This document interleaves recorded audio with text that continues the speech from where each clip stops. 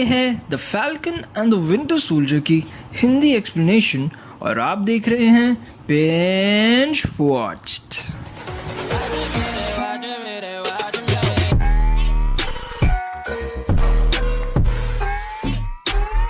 अब बात करते हैं 2021 में आई मार्वल की series the falcon and the winter soldier की, जिसकी कहानी एवेंजर्स एंड गेम के 6 महीने की बाद की टाइमलाइन पे चल रही है कैप्टन अमेरिका यानी कि स्टीव रॉजर्स के जाने के बाद, क्योंकि वो एंड गेम में बूढ़ा हो गया था और उसने अपनी शील्ड द फैल्कन को दे दी थी। द फैल्कन अपनी सुपर हीरो की ड्यूटीज संभाल रहा था और साथ ही साथ अपनी विधवा बहन की मदद भी कर रहा था। वो कैप्टन अमेरिका की शील्ड नहीं उठाना चाहता था क्योंकि अमेरिका में गोरे काले का बहुत मतभेद यानी रेसिज्म है, और क्योंकि वो शील्ड सिर्फ कैप्टन अमेरिका को बिलोंग करती थी, इसलिए फैल्कन यानी सैम विल्सन ने उनकी याद में उसे एक म्यूज़ियम में रखवा दिया। वहीं दूसरी तरफ बकी बार्न्स, जो कि एक पॉपुलर विलन भी रह चुका है, उसे गवर्नमेंट माफ़ कर देती है क्योंकि उसने एंड गेम में थैनोस को मारने में हेल्प करी थी, पर उसे अभी भी दिमाग के डॉक्टर के पास जाना पड़ता था। वो एक नॉर्मल लाइफ जीने की कोशिश कर रहा होता है, लेकिन उसका अतीत उसका पीछा छोड़ने के लिए तैयार नहीं होता। इतने में ही दुनिया में एक और मुसीबत आ जाती है। फ्लैग स्मैशर्स नाम का ग्रुप सरकार का विरोध कर जगह जगह चोरी कर रहा था। इस ग्रुप की लीडर थी कार्ली मॉर्गन टाउ, हरियाणा दी ताऊ नहीं, वो वाली ताऊ नहीं होने। कार्ली और उसके टीममेट्स का मानना था कि थैनोस की चुटकी के बाद दुनिया अच्छी हो गई थी। दुनिया के सारे कमज़ोर लोग एक साथ आ गए थे और सबकी बेसिक नीड्स पूरी हो रही थी।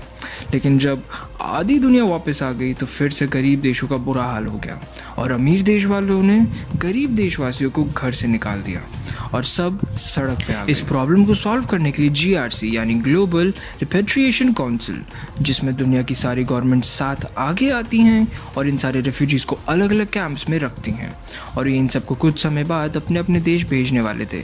लेकिन GRC वाले इनका पूरा ध्यान नहीं रख पा रहे थे, और इसी सिचुएशन को देखते हुए इन रेफ्यूजीज़ में से 8 लोगों ने टीम अप करके एक स्क्वाड बनाया जिसका नाम था द फ्लैग स्मैशर्स। वो जगह जगह चोरी करते हैं और वो गवर्नमेंट से अपनी बात मनवाना चाहते थे, और दुनिया में से काफ़ी लोग इस काम को सही भी समझ रहे थे।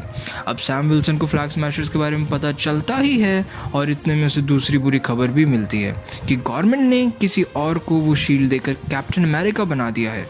वो एक अच्छा आर्मी ऑफिसर होता है काफ़ी सारे स्टार्स के साथ, लेकिन वो एक अच्छा इंसान नहीं था, काफ़ी चिड़चिड़ा और मतलबी था। और यही सुनकर सैम विल्सन उदास और बकी सैम से नाराज़ था। फिर वो दोनों टीम अप करके फ्लैग स्मैशर्स को पकड़ने का सोचते हैं। तभी जब ये लोग फ्लैग स्मैशर्स को मार रहे होते हैं, तभी वहाँ जॉन वॉकर और उसका साथी लेमार हॉस्किंस भी आ जाता है। लेकिन फ्लैग स्मैशर्स इन चारों को हरा कर भाग जाते हैं। लड़ाई ख़त्म होने के बाद इन सबको पता चलता है कि वो सारे लोग सुपर सोल्जर्स हैं।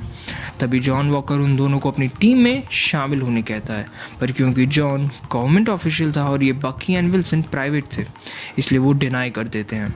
तभी बकी सैम को फ्लैग स्मैशर्स के सुपर सोल्जर स्ट्रेंथ के पीछे के राज जानने के लिए एलाइजा ब्रैडली के पास लेकर जाता है। गवर्नमेंट ने उसके साथ भी काफ़ी गलत किया था, उनके ऊपर सुपर सोल्जर एक्सपेरिमेंट भी करे थे, और जब सैम और बकी उनसे सुपर सोल्जर सीरम के बारे में पूछते हैं तो वो गुस्सा होकर उन्हें बाहर निकाल देते हैं। फिर क्योंकि यहाँ पर कुछ भी जानने को नहीं मिला था, इसलिए वो जाते हैं जीमो के पास, जो कि जर्मनी में था।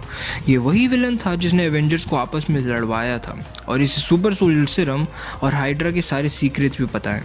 वहाँ जाकर बकी जीमो को छुड़ा लेता है, और क्योंकि जीमो सुपर सोल्जर्स को दुनिया के लिए खतरा मानता था, वो उनके साथ मिलकर निकल जाता है मड्रिपुर, क्योंकि उसे लगता है कि सुपर सोल्जर सीरम का उस जगह से कोई लेना देना हो सकता है, क्योंकि ये क्रिमिनल्स का देश था और यहाँ कोई गवर्नमेंट नहीं बल्कि एक गुंडे पावर ब्रोकर का राज था जिसकी सच्चाई कोई नहीं जानता था।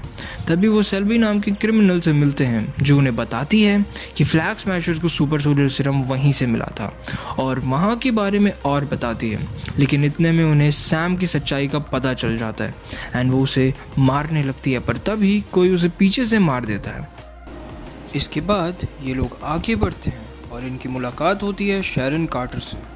कैप्टन अमेरिका की हेल्प करने के चक्कर में उसे देशद्रोही बोल दिया गया था, और सज़ा से बचने के लिए वो यहाँ आकर रहने लग गई, और यहाँ उसका अच्छा खासा नाम भी था।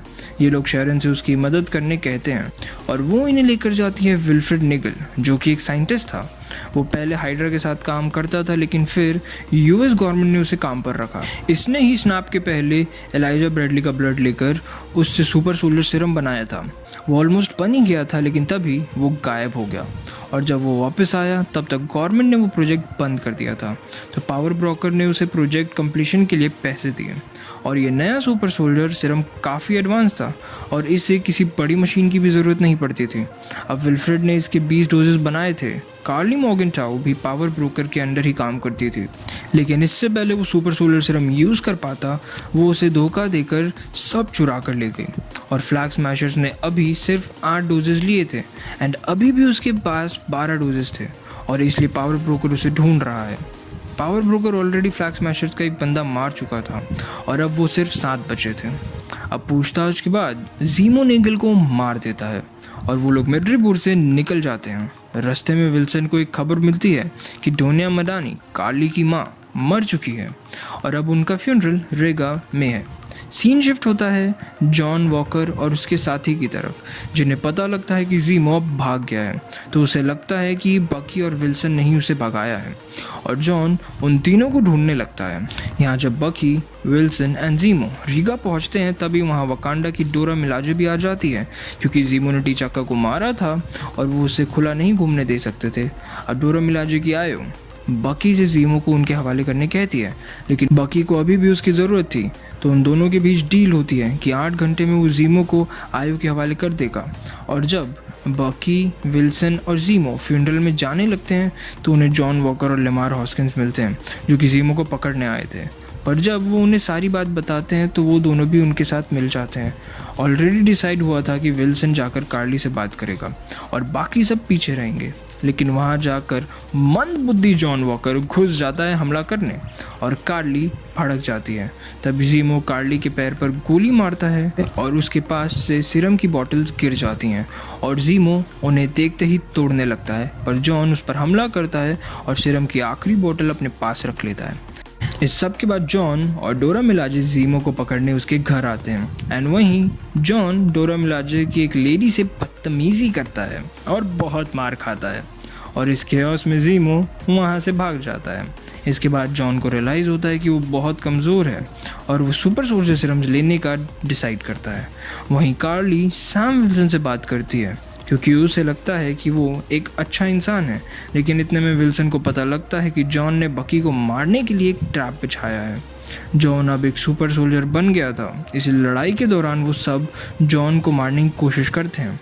कार्ली बीच में आती है और लेमार हॉस्किंस, जो जॉन को बचा रहा था, उसे मार देती है।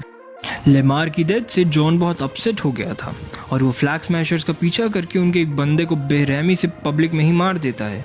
इसमें सबसे बुरी बात थी कि अब कैप्टन अमेरिका की शील्ड पर खून लग गया था और इसका वीडियो पब्लिक में वायरल हो जाता है, और अब वो एम्बेरस होकर एक खाली फैक्ट्री में जाकर रोता है और रेगरेट करता है कि अपने डिसीजन को, क्योंकि वो सीरम उसके सर पर चढ़ चुका था। और अब वहाँ सैम विल्सन और बकी आकर उसे समझाने की कोशिश करते हैं और शील्ड वापस देने को कहते हैं, लेकिन जॉन उनकी बात मानने की बजाय उनसे लड़ता है और फैल्कन सूट के पंख तोड़ देता है। और अब वो शील्ड लेने के लिए बकी एंड फैल्कन को उसका एक हाथ तोड़ना पड़ता है। इसके बाद कहानी शिफ्ट होती है गवर्नमेंट पर, जो कि जॉन से कैप्टन अमेरिका का ओहदा छीन लेती है और बिना किसी रिस्पेक्ट के उसे मिलिट्री से निकाल देती है। और बकी बार्न्स सोकोविया जाकर ज़ीमो को डोरा मिलाजे के हवाले कर देता है और उसे अब राफ्ट रीजन में रखा जाएगा, और इसके बदले में वो उनसे फैल्कन का नया सूट बनाने का फेवर मांगता है। अब सारी लड़ाई ख़त्म होने के बाद डिसीजन था सैम विल्सन का कि वो कैप्टन अमेरिका बनेगा या नहीं। सो वो डिस्कस करने के लिए जाता है एलाइजा ब्रैडली के पास और उनसे पूछता है कि जब वो कैप्टन अमेरिका बने थे तो क्या हुआ था। तो वो कहता है कि मैं अपने दोस्तों को दुश्मनों से बचाने गया था, लेकिन मुझे 30 साल के लिए जेल में डाल दिया जस्ट बिकॉज मैं ब्लैक हूँ। इसके बाद विल्सन अपनी बहन की मदद करने घर चले जाता है और कुछ ही दिन में वहाँ बकी उसके साथ रहने आता है और उसे उसका नया फैल्कन वाइब्रेनियम सूट देता है और उसे कैप्टन अमेरिका बनने के लिए इनकरेज करता है, और बदले में फैल्कन बकी के बुरे सपनों को, बुरी यादों को भूलने में हेल्प करता है। और फिर वो अपनी शील्ड के साथ प्रैक्टिस करता हुआ भी दिखता है। वहीं दूसरी तरफ जॉन का हाथ ठीक हो गया था और वो कार्ली से बदला लेने के लिए एक नई शील्ड बनाता है, और शैरन कार्टर बैट्रोक नाम के एक आदमी को कार्ली की मदद करने भेजती है। और वो उसका दोस्त होने का नाटक करता है और वो साथ ही साथ शेरन को कार्ली के हर एक मूव के बारे में इन्फॉर्म कर रहा होता है। पर इसके पीछे उसका मेन मोटिव सैम से बदला लेना होता है क्योंकि उसने बैट्रो का एक मिशन ख़राब कर दिया होता है। वहीं कार्ली अपने नए मिशन यानी जीआरसी की बिल्डिंग पर हमला करने वाली होती है क्योंकि वहाँ एक बैठक होने वाली थी कि सारे रेफ्यूजीज़ का क्या होगा, और वो पूरी बिल्डिंग को हाईजैक कर लेती है क्योंकि उसे सारे जीआरसी के लोगों को बंदी बनाकर गवर्नमेंट से अपनी मांग पूरी करानी थी। वहाँ सैम विल्सन, जो कि अब अपने नए फैल्कन सूट में होता है और अब वो कैप्टन अमेरिका भी बन चुका था, आ जाता है। बकी और शारन कार्टर भी होते हैं और वहीं बैट्रॉक फैल्कन को लड़ाई में बिजी रखता है और दूसरी तरफ कार्ली बकी को कॉल में, और इसी के चलते फ्लैग स्मैशर जीआरसी वालों को किडनैप कर एक हेलीकॉप्टर और बस में वहाँ से ले जाते हैं। फैल्कन और बकी अपना पीछा छुड़ाकर हेलीकॉप्टर और बस के पीछे जाते हैं। इतने में शारन फ्लैग स्मैशर्स के एक आदमी को बॉम्ब से मार देती है और वहीं फ्लैग स्मैशर सिर्फ 5 रह गए थे और कार्ली को अपना प्लान फेल होता हुआ दिखता है। बकी जब लोगों को बचा रहा होता है तब फ्लैग स्मैशर्स उसे वहाँ से बहुत दूर कर देते हैं, पर वहाँ जॉन वॉकर भी आ जाता है और फ्लैग स्मैशर्स को एक एक करके मारना शुरू करता है, पर कार्ली उस ट्रक को नीचे फेंकने लगती है, पर फैल्कन एंड जॉन उन सबको बचा लेते हैं। तभी बैट्रॉक कार्ली को वहाँ से भगाने में हेल्प करता है, पर शैरन वहाँ उन दोनों को मिलती है और उसकी और कार्ली की कॉन्वर्सेशन सुनकर बैट्रॉक को पता चल जाता है कि शैरन ही पावर ब्रोकर है। कार्ली ने उसके सुपर सोल्जर सीरम चुरा लिए थे, तभी वो कार्ली के पीछे होती है और वो बैट्रॉक को मार देती है। तभी फैल्कन वहाँ आता है और कार्ली उससे लड़ने लगती है और हमला करने की कोशिश करती है। तभी शैरन कार्ली को भी मार देती है। फिर फैल्कन कार्ली की बॉडी को लेकर बाहर आता है और जीआरसी एंड गवर्नमेंट से उन रेफ्यूजीज़ को ज़बरदस्ती देश के बाहर निकालने से मना करता है। वहीं सीन शिफ्ट होता है एक लेडी की तरफ जो जॉन वॉकर से इम्प्रेस होकर उसे नया नाम यानी यूएस एजेंट और नई यूनिफॉर्म देती है। वहीं गवर्नमेंट शेरन को भी माफ़ कर देती है और मिलिट्री में वापस जॉब दे देती है। मिड क्रेडिट सीन में फिर से रीड शेरॉन इनकी पर्सनल इंफॉर्मेशन बेचने के लिए तैयार हो जाती है और ये सीरीज़ यहीं ख़त्म हो जाती है, पर ये वीडियो नहीं, क्योंकि अब मैं आपसे कहूँगा please like, subscribe and share and never miss an update from a channel. With that said, signing off, keep watching, binge watched.